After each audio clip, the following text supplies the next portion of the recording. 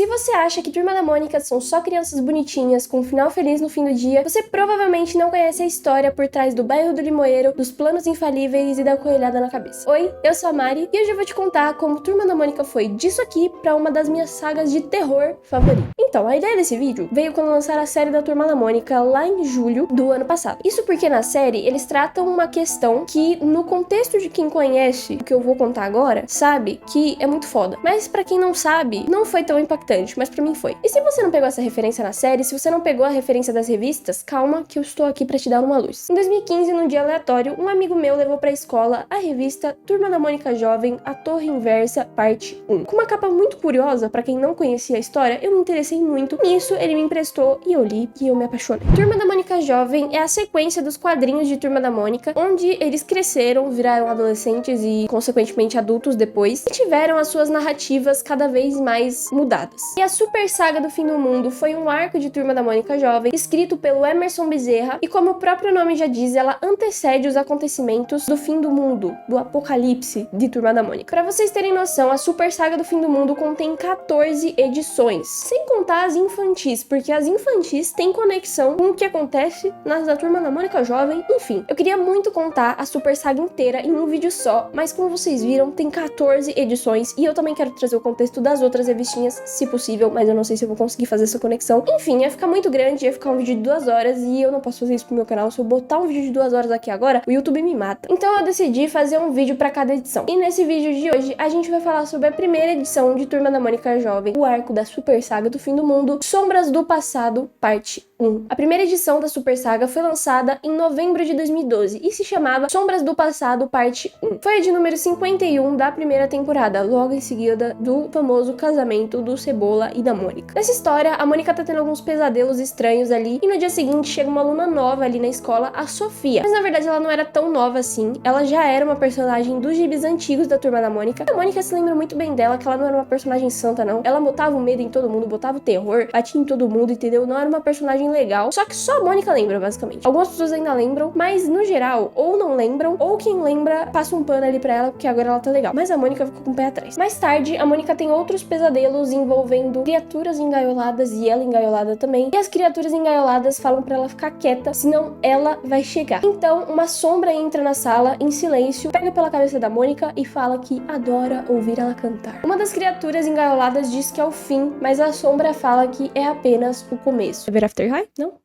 Tá bom. Nisso a Mônica acorda assustada, mas ela fica feliz porque agora ela consegue provar que os pesadelos dela são reais, porque tem uma pena preta embaixo do travesseiro dela. Depois disso, a Mônica vai na Madame Creusodette, que é essa vidente aqui que diz ter 150 anos, que faz leituras de tarô, previsões, etc. Enfim, ela é uma personagem que já aparecia na Turma da Mônica antiga. Ela conta os seus pesadelos ali pra bruxa e ela diz que aquelas criaturas estão pedindo ajuda da Mônica, pedindo socorro dela. E a vidente também diz que vê perigo, decepção e traição. Ela também diz que nem tudo é o que parece e que pra ela ficar alerta e que pra derrotar o inimigo ela deveria usar das mesmas armas. A Madame Creusodette diz que o futuro dessas criaturas dependem dela e também ela diz que quem parece ser amigo dela pode trair ela no final e quem diz ser inimigo dela pode ajudar ela no final. Depois disso, ela e a Denise encontram com a Magali e com a Sofia e elas vão no shopping. Lá a Magali vê que ela não tá muito bem das ideias, pergunta como ela tá e a Mônica diz que ela tá muito preocupada com o que poderia vir. Nisso a Denise zoa a Mônica e a Sofia dá uma bela de uma lacrada, entendeu? Dizendo que ela tem que valorizar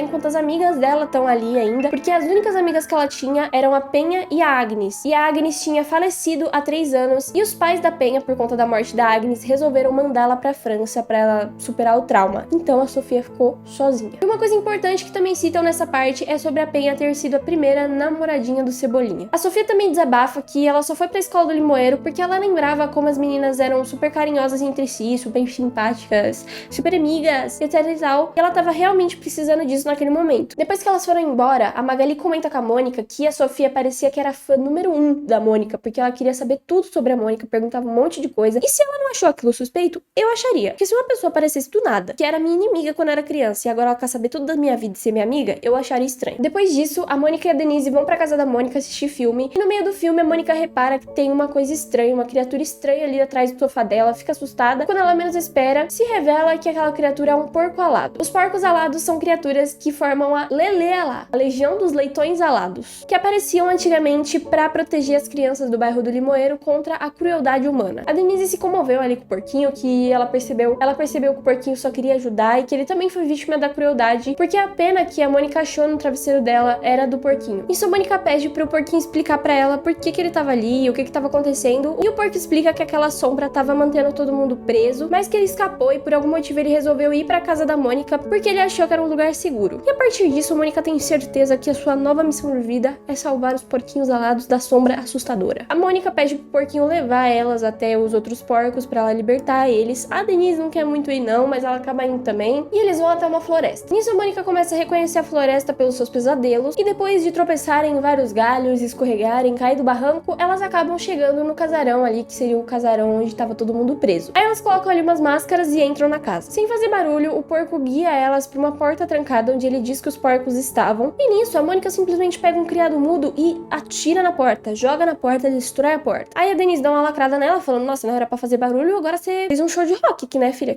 E nisso, realmente, todos os porcos alados estão ali engaiolados. Nisso, elas ficam ali comovidas com a situação, a Denise pensa, meu Deus, quem faria isso com os porquinhos? E aí a Mônica fala, não importa. E aí ela pega o solução e dá uma poelhada nas gaiolas, entendeu? E quebra as gaiolas. Agora, como ela fez isso com um coelho de pelúcia? Fica o questionamento. Mas aí a gente coloca na cabeça que é uma história em quadrinhos. Enfim, depois delas libertarem os porcos alados, a Denise e a Mônica veem a autora por trás de tudo isso chegando, que é essa menininha loira aqui da touquinha, que não parece nada ofensiva. E aí a Mônica pergunta pra ela quem ela é. E aí ela fala que ela já foi chamada de a hipocondríaca, a esquisita, tímida, mas que elas a conheciam como Agnes, a tenebrosa, revelando a sua identidade. E aí a Mônica fica confusa porque a Sofia tinha dito que a Agnes morreu, não tinha? E aí a Agnes explica que sim, ela realmente morreu há 2 anos atrás, mas que ela não conseguiu largar o seu santuário e os seus bichinhos, e ela se revela na sua verdadeira forma, aquela forma de sombra que tá na capa da revista. A Agnes prende a Mônica em um dos seus tentáculos ali e fala que ficou feliz que a sua armadilha funcionou, onde ela deixou a pena propositalmente na cama da Mônica pra atrair ela pra lá. E ela chama a atitude da Mônica de se sacrificar por todos os outros, porque ela mandou a Denise e os porcos fugirem, de patética. Ela ataca a Denise com seu outro tentáculo, depois dela tentar fugir com os porcos dali, dizendo que ninguém ia sair dali com vida. Nisso, os porcos começam a atacar a Agnes, tentando defender a Mônica e a Denise, e a Agnes fica desesperada, com medo das doenças que os porquinhos podem transmitir pra ela, porque como eu falei, ela é meio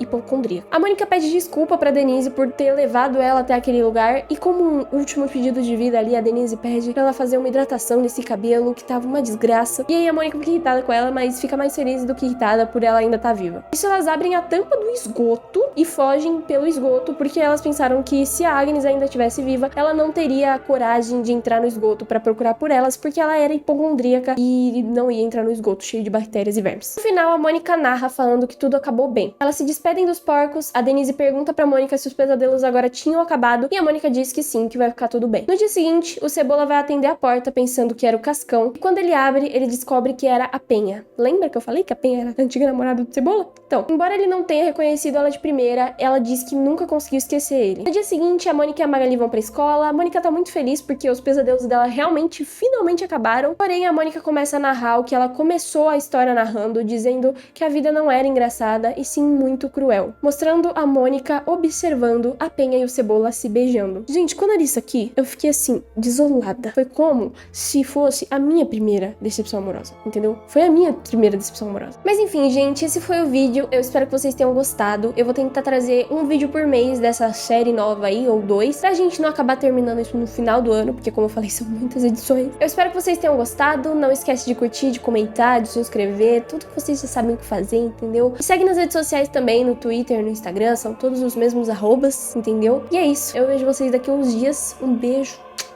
Tchau.